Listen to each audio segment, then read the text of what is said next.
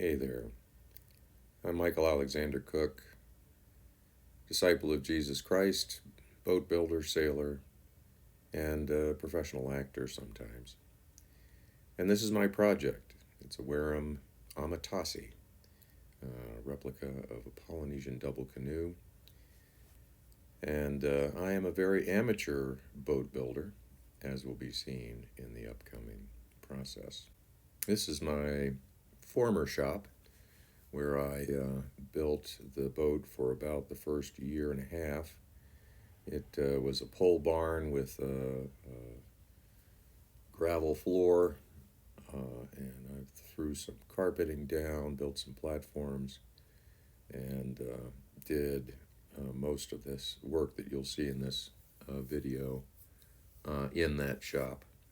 These three pictures are of some of the work I did before I posted that last video, the one that got the most views of stitching the second hull together.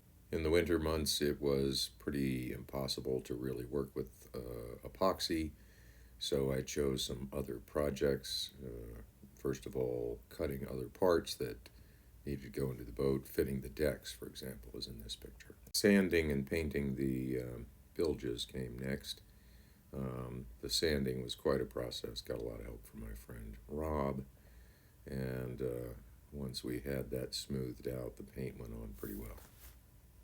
Next came installing the decks and the floors in the boat, which required putting in that support in the bow, putting the support struts in under each of the decks, and then putting the decks in and filleting them around the edges to secure them, and of course gluing them to the substrates as well. Now for the amateur hour part, I put this deck in and did not realize that I had to put those support struts, you see them, they're the raw wood inside there. That all had to be done upside down and hanging sideways and all the rest of it. It was very hard. The worst mistake in hull 1 was the stern. I had neglected to really look under the boat after I stitched it together, and it was a little off, and that meant that the stern was just completely uneven, and therefore I had to add chunks of wood in order for it to come up to where the deck was supposed to be. So that was pretty amateur hour stuff.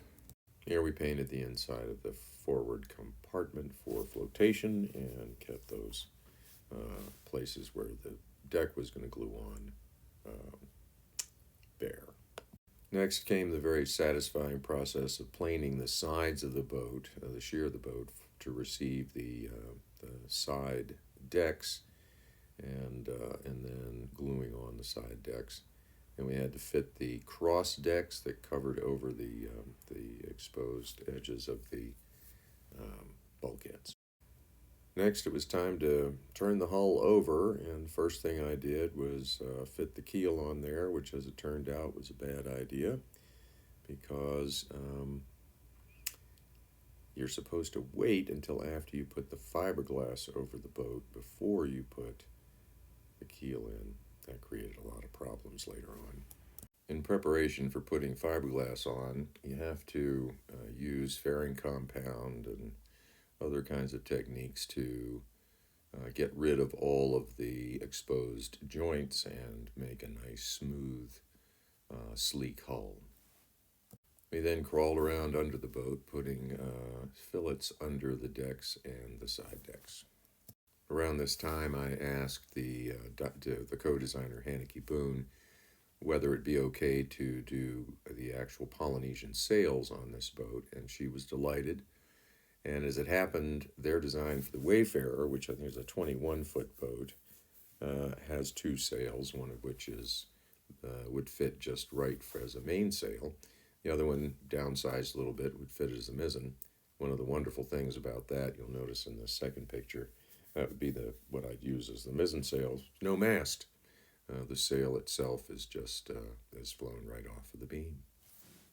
After what felt like an eternity of sanding and fairing and smoothing out the chine and all the rest of it, we finally got the first two big pieces of fiberglass on the boat while still in the old shop. There's another video on my site that details the move from the old shop to the new. And here we are in the new, beginning to put the third big piece of fiberglass on hole one. And that went on pretty smoothly. And after that, while that was setting up, it's a little cold now, we turned to starting the more serious filleting of hole two. And there's a little time-lapse bit here that details that. The long absence at the table, of course, is me first mixing the epoxy, which takes a bit of time, and then you have to put the filler in, which is pretty complicated to stir, blah, blah, blah. Always remember, kids, to cut your hatch openings before you install the deck. Otherwise, you'll break a rib hanging over the side trying to cut the holes.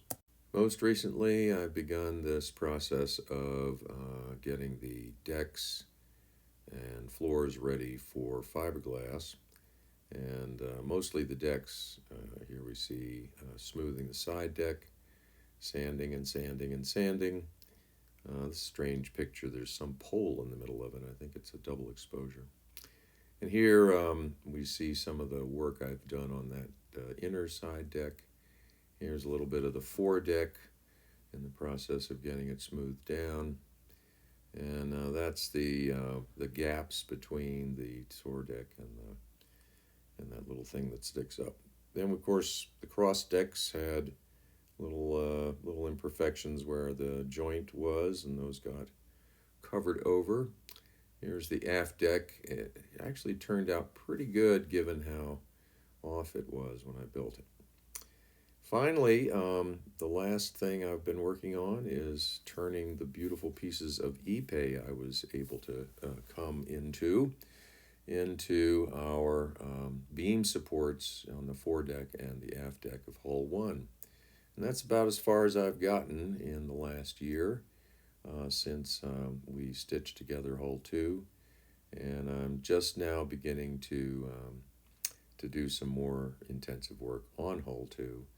And I'm hoping it'll go a lot quicker than hull one went. Thanks for watching. And like and subscribe, I guess I'm supposed to say. Peace.